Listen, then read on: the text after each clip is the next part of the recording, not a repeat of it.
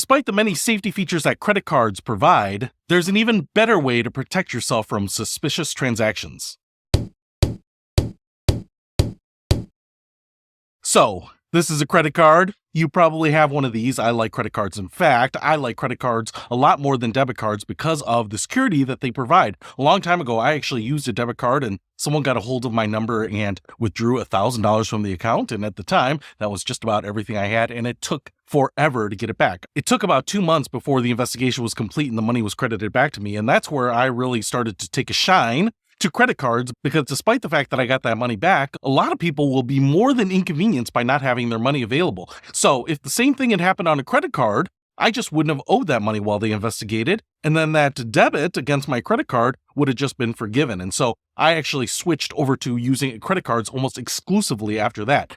Despite these awesome features that help protect us as consumers, there are times when your gut might say, hey, I'm really suspicious of this transaction. I'm really suspicious of this company. And using your credit card might give you protection against that, but it also might cause problems. So let's say you use your credit card, you find out that the company is not reputable, that they just took your credit card number, that they never sent you a product. Well, you might not owe the money for that. You might call your credit card company, report that as fraud. They may reverse the transaction, but they actually may cancel your credit card number altogether and reissue a credit card. And that means that you're going to have to go to all your service providers, your streaming TV services, your utilities, change those credit card numbers. You know how inconvenient that can be, especially when you just miss one and a bill goes unpaid.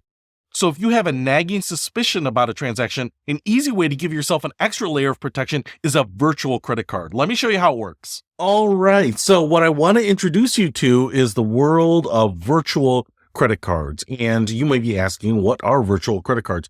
A virtual credit card is basically just that. It's a credit card that doesn't physically exist, but the information does. So you get a credit card number, the 3-digit security code, you can put a spending limit on it, and it will work online or with vendors, just like you were providing them a regular credit card number. The benefit of this is that it's temporary and that it is controllable. And you can basically set up a virtual credit card for every vendor that you want. So if you have a dozen vendors that you pay because you have different subscription services, then you could set up a credit card that is specifically for them. This allows you to control how much they charge to it and to cancel credit cards. Now, one of the services that I want to show you here is privacy.com. This is a service that I've actually used before when I have wanted to make sure that I can contain a transaction, to make sure that that company doesn't charge me more than they're supposed to or more than agreed, or sometimes just to protect myself in case someone is trying to get my actual credit card number so that I can prevent fraud. There are a number of reasons that people might want to use virtual credit cards, and I'll leave that up to you. But what I want to show you here is privacy.com. So the first thing you would do is go to their website. You can see their information. They actually have a few plans here. They actually also have a free plan. So they have a couple plans that allow you to do a number of credit cards, but on their free plan, $0 a month, you can do up to 12 new cards per month, as well as set spending limits. So that's what I did here is I signed up for the personal plan, and then you would just go ahead and sign up. Once you have set up your account, then you can log into your account. And what you can do here now, and you can see that I have already set up one card here. Now, one of the first things that I would probably do is go up here to your account and click on account. And now what you can do is add a funding source to your account here. And this is going to be important because something that gets charged to these virtual credit cards is going to need to be paid. Normally, if you have a Visa card or a MasterCard, you're going to pay that from your bank account. So that's what you can do here is you can go ahead and connect your bank account. It uses Plaid to connect. So if you have a bank account with some of the major banks, most of the major banks here, sometimes some of the smaller banks and sometimes some of the credit unions aren't connected. You might have to do it manually, but in my case here, they had US Bank, but Chase, Bank of America, all the big banks, and then you can connect it to your bank account. And that's actually how the virtual credit card will pay the vendor. So once you have your funding account set up, you will see your bank account right there. And now we can go back to the home screen here, and you can add and create a new virtual credit card. So let's just say I wanted to create a credit card specifically for Netflix. I could just click on that. I could add any name that I wanted. You know, if you wanted to use it for Amazon, or maybe you were going to an online store, you could set up a virtual card for that. So I'll just go ahead and select OK here.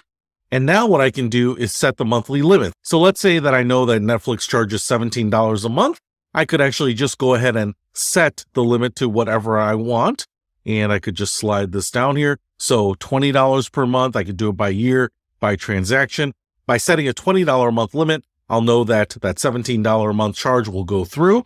Now, this can actually be really useful for something like Roku or Apple TV, where you might have a monthly charge, but then you can also purchase or rent different videos as well. So this might be good for a family situation where you want to make sure that someone doesn't just keep hitting rent or purchase and adding up a bunch of additional charges. So if this were something like an Apple TV or Roku, maybe instead of the $20, I might give myself another $10 or $15 so that we can buy some stuff on a monthly basis. But I know if I go above that, the charges won't go through. I'll hit a limit.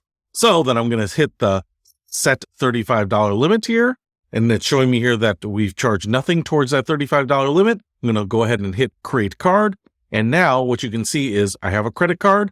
I have a credit card number up here, an expiration date, and a security code. I have the limit here. It's showing the funding source.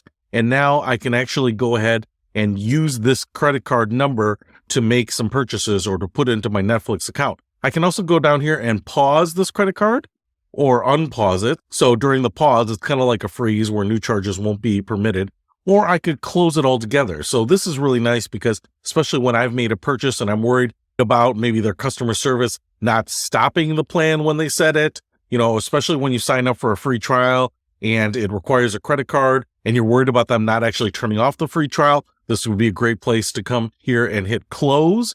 This would be very convenient because now you can come in here and hit close, and they may try to hit this credit card again and charge to it again, but it won't let them do it. The number won't actually exist after that. So over here, I would actually be able to see any of the transactions that apply to it. And now it just shows up in my list of virtual credit cards here. So the nice thing about this is I can set up different credit cards. In many cases, I might just use my normal credit card because of the protections that it affords me.